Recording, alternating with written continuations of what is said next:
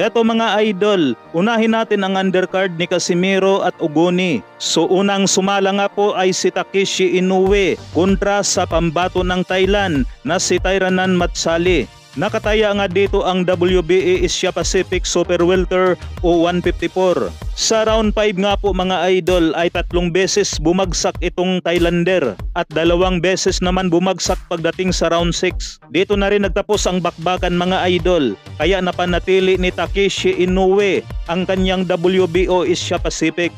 Pangalawang sumala nga po mga idol ay ang ating pambato na si Jeyo Santissima. Nakalaban ni Santissima ang pangbato ng Japan na si Kenji Fujita. Ito, masamang balita nga po ito mga idol. Dahil sa round 1 pa nga lamang ay bumagsak na si Jeyo Santissima. Agad naman nakatayo ang ating pambato hanggang matapos ang round 8.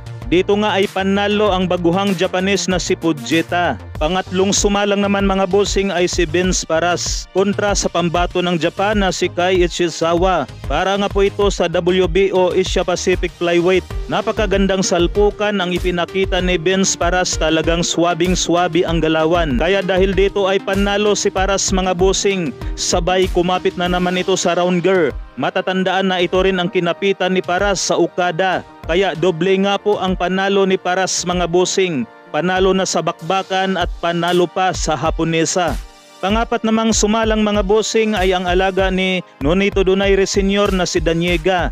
Nakalaban nga po niya ang Amerikano na si Saul Sanchez. Dito nga po ay matinding bakbakan mga bossing. Pero talagang sobrang galing nitong si Saul Sanchez. Kaya dahil nga po dito ay nalasap ang unang kabiguan nitong ating pambato na si RB Daniega.